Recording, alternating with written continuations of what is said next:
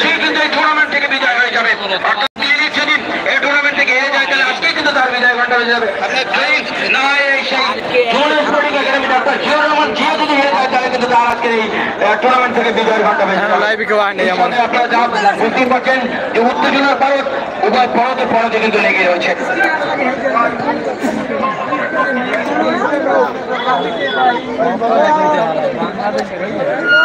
সম্মানিত সুধী, অবশ্যই আজকে একটু আবহাওয়াটা বিকেলে যে কথা বলছিলাম যে শরৎ কিন্তু বারবার তার রূপের পরিবর্তন করে। আপনারা জানেন শরৎচন্দ্র চট্টোপাধ্যায় শরৎকে কিন্তু নিয়ে অনেকবার বলেছে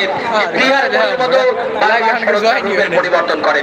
সেই কখনো রোদ, কখনো মেঘ, কখনো বৃষ্টি, এই ভেলকা ভেলকির মধ্যে দিয়ে আজকের দিনটি যেন অতিবাহিত হচ্ছে। আমরা আশা করেছিলাম যে আজকের দিনটা যেন একটু রৌদ্রোজ্জ্বল হয়, যেহেতু দুই কামার আর দুই যুদ্ধ আমরা দেখতে পাবো ডাক্তার এবং ক্লিনিকের যুদ্ধটা অনেকটা যদি আমাদের মাঠটি করত না হতো, রয়েছে মাঠের বিভিন্ন জায়গায় এটি উঠলেই কিন্তু আজকের এই টুর্নামেন্টের অঘোষিত ফাইনাল দেখতে যাচ্ছি।